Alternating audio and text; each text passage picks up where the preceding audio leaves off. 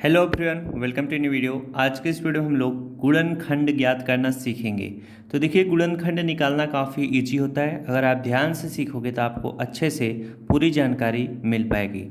पहला प्रश्न है, जैसे देखिए x square plus 5x plus 6 लिखा हुआ है। इसमें देखिए कैसे ऐसे प्रश्न सॉल्व होते हैं। जब भी यक्स के सामने कोई भी संख्या न लिखी हो तो ये जो लास्ट में 6 लिखा है इसको आपको इस प्रकार से तोड़ना है। अगर प्लस का चिन्ह है तो जोड़ने पे कितना आना चाहिए? 5 आना चाहिए। कितना आना चाहिए? 5। अगर आप इसे 2 × 3 के रूप में तोड़ते हो, 2 तिहाई कितना होता है? 6 होता है। अब बोला था जोड़ने पे कितना आना चाहिए? 5। तो अगर आप 2 और 3 को जोड़ोगे, 2 धन 3 करोगे तो कितना आएगा? 5 आएगा कि नहीं? आ जाएगा आराम से। तब आपको किसकी ज़रूरत होती है, ज़रा ध्यान देना। यहाँ पर देखो x का पावर 2 है तो x का पावर 2 लिखो। अब ये जो 5x लिखा है इसको आपको लिखना पड़ेगा। ये जो 2 है इसे आप प्लस 2x लिखिएगा, और ये जो 3 है इसे आप प्लस 3x लिख लीजिएगा। अब देखिए 2x और 3x जोड़ोगे कितना आएगा? 5x आ जाएगा। तो 5x की जगह पर ही हमने 2x प्लस 3x लिखा है। अब बच रहा है प्लस 6, तो हम लोग यहाँ पर प्लस 6 इस तरह से लिख लेंगे। अब इसका काम खत्म हो गया, ये रफ वर्क है। अब हम क्या करेंगे, एक्स स्क्वायर प्लस 2x में क्या करेंगे? कॉमन खोजेंगे। दो दो का पेयर बनाते हैं। इसके बाद 3x प्लस 6 में हम लोग क्या बोलेंगे? कॉमन खोजेंगे।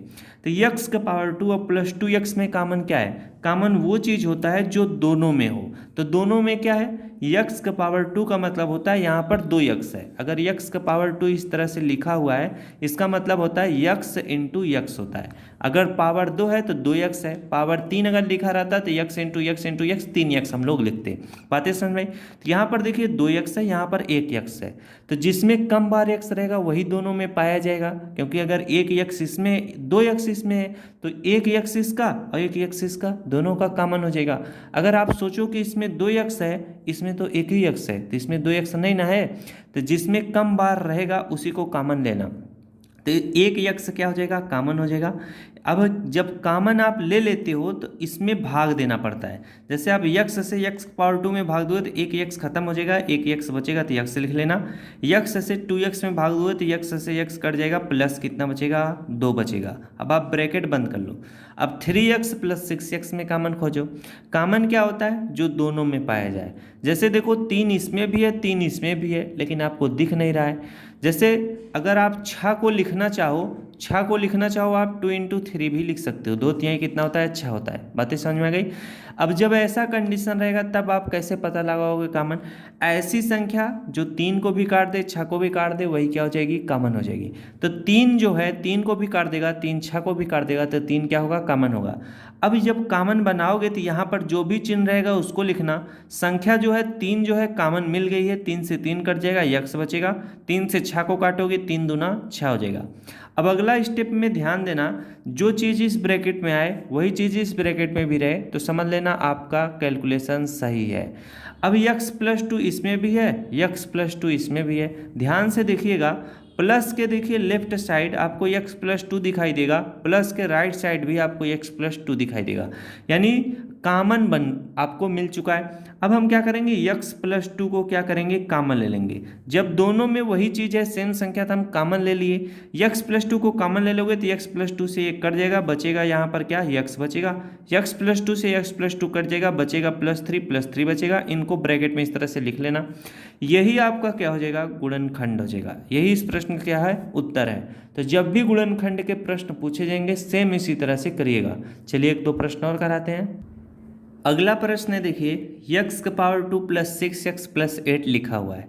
इसमें देखिए x के सामने कोई भी संख्या नहीं, तो हम 8 को इस प्रकार से तोड़ेंगे। अगर प्लस का चिन्ह है तो जोड़ने पे कितना आना चाहिए? 6 आना चाहिए।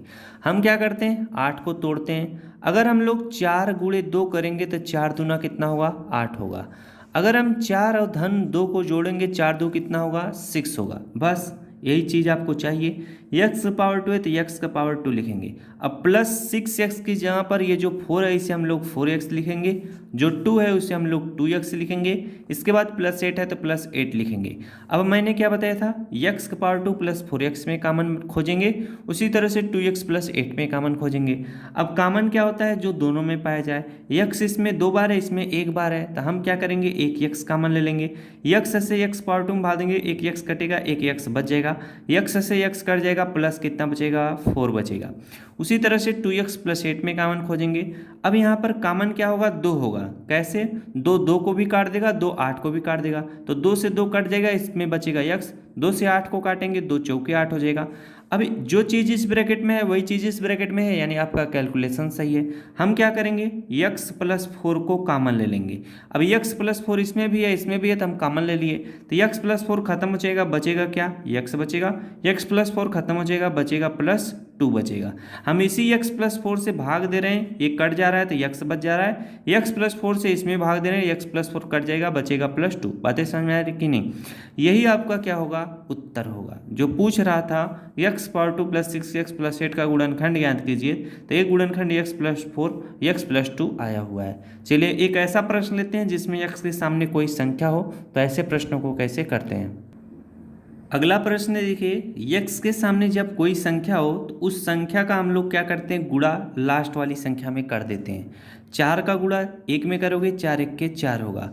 अब 4 को इस प्रकार से तोड़ना है, अगर यहाँ पर प्लस का चिन्ह है तो जोड़ने पे 5 आना चाहिए। अगर हम लोग 4 को तोड़ें, 4 × 1 करेंगे तो 4 × 1 = 4 होगा, और 4 धन 1 करोगे तो 4 × 1 = 5 हो जाएगा। अब यहाँ पर 4x⁴ है तो 4x⁴ लिखेंगे। 5x की यहाँ पर हम लोग क्या लिखेंगे, 4 है तो इसे हम लोग +4x लिखेंगे। 1 है तो इसे हम लोग 1x लिखेंगे। आगे +1 है तो +1 लिख लेंगे। अब 4x⁴ + 4x में कॉमन लेंगे। कॉमन क्या होगा, 4 4 को भी काटेगा, 4 इसको भी काट देगा, तो 4 कॉमन हो जाएगा। x इसमें 2 बार है, इसमें 1 बार है, तो 1x कॉमन लेंगे, यानी अब 4x कॉमन बन चुका है। तो 4 से 4 कट जाएगा, x से 1x कटेगा, 1x बच जाएगा। 4 से 4 कट जाएगा, x यानी 4x से 4x कट जाएगा, कितनी बार में, 1 बार में।